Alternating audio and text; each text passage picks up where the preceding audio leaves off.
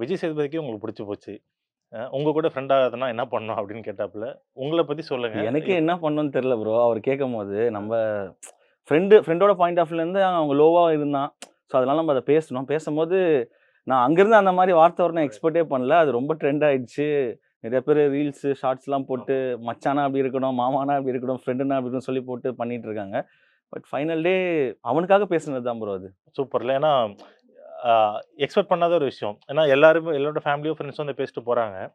நீங்க பேசுனது அவருக்கே ரொம்ப புடிச்சு, ரொம்ப பாசிட்டிவா பேசுறாப்புலப்பா அவரு அப்படின்ற மாரி இருந்தது அந்த டாபிக்கு. ஸோ உங்களுடைய நட்பு பத்தி சொல்லுங்க. கமருதீனுக்கும் போத்தன் ராஜ்க்கும் நட்பு எப்படி ஸ்டார்ட் இல்ல ப்ரோ ஆச்சு? நான் வந்து ஒரு யூடியூப் சேனல் ஒண்ணுல எக்ஸிக்யூட்டிவ் ப்ரொடியூசரா இருந்தேன். ஸோ நம்ம டைரக்ஷன் தான் ட்ரை பண்ணிட்டு இருந்தோம். ஸோ அப்போ ஒரு சின்ன பிரேக் எடுக்கலான்னு சொல்லிட்டு நம்ப ஒரு சேனல்ல வந்து எக்ஸிக்யூட்டிவ் ப்ரொடியூசரா பண்ணிட்டு இருக்கும்போது, ஒரு வெப் சீரிஸ்க்கு வந்து கமருதீன வந்து கேஸ்ட் பண்றோம். அப்ப வந்தாரு.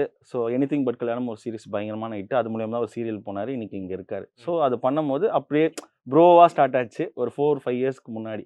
ப்ரோன்னு ஸ்டார்ட் ஆச்சு. அப்படியே கொஞ்சம் கொஞ்சமா க்ளோஸ் ஆயி, மாமா, மச்சான் இன்னைக்கு க்ளோஸ் ஃப்ரெண்ட்ஸா இருக்கோம். ஸோ இதுதான் எங்களோட ட்ராவல். எங் ஃப்ரெண்ட்ஷிப்ப தாண்டி நிறைய நாங்க கெரியரா தான் என்ன பண்ணணும்? அடுத்து என்ன பண்ணணும்? எப்படி போணும்? ஸோ அப்படிதான் எங்களோட கான்வர்சேஷன் நிறைய இருந்திருக்கு.